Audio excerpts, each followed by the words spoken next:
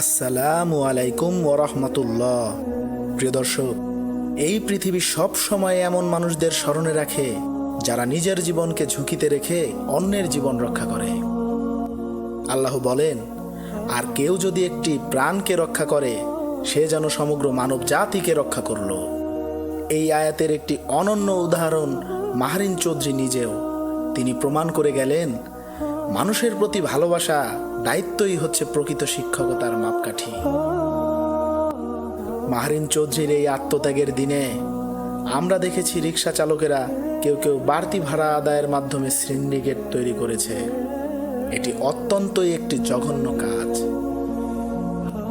রাসূল সাল্লাল্লাহু আলাইহি ওয়াসাল্লাম বলেন, যে ব্যক্তি কোনো মুসলমানের দুঃখ কষ্ট দূর করবে, আল্লাহ কিয়ামতের দিন তার দুঃখ কষ্ট দূর করবেন। কিন্তু এরা করল উল্টোটা, সহযোগিতার বদলে মানুষের দুঃখ কষ্টই বাড়ালো। আরেক হাদিসে বর্ণিত আছে, যে ব্যক্তি মানুষের প্রতি দয়া করে না, আল্লাহ তার প্রতি দয়া করে না। এই কাজ শুধু অমানবিকই নয়, বরং আখিরাতে আল্লাহর রহমত থেকে বঞ্চিত হওয়ার কারণ হতে পারে। প্রিয় দর্শক,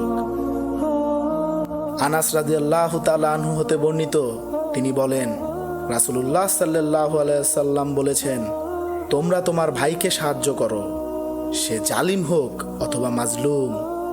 আনাস রাদিয়াল্লাহু তাআলা আনহু বললেন, হে আল্লাহর রাসূল, মাজলুমকে সাহায্য করব তা তো বুঝলাম, কিন্তু জালিমকে কি করে সাহায্য করব? রাসূল সাল্লাল্লাহু আলাইহি ওয়াসাল্লাম উত্তরে বললেন, তুমি তার হাত ধরে তাকে বিরত রাখবে, অর্থাৎ তাকে জুলুম করা থেকে বিরত রাখবে। দুর্ঘটনার সময় আহত ও ভীত ব্যক্তি সাহায্যের মুখোপেক্ষী থাকে। সাহায্য করা মানে শুধু পানি দেওয়া নয়, বরং তাকে নিরাপদ স্থানে নেওয়া, অ্যাম্বুলেন্স ডাকা ইত্যাদি। কেউ প্রাণ বাঁচিয়ে শহীদ হয়ে গেল, আর কেউ কেউ মানুষের অসহায়তার ফায়দা নিল। প্রিয় দর্শক, প্রতিটি দুর্ঘটনা যেন আমাদের জন্য গুনাহ থেকে ফিরে আসার একটি উপলক্ষ হয়। আল্লাহ আমাদের সবাইকে দয়ালু হৃদয় দান করুন এবং মাহরিন চৌধুরীকে জান্নাতুল ফেরদৌস দান করুন।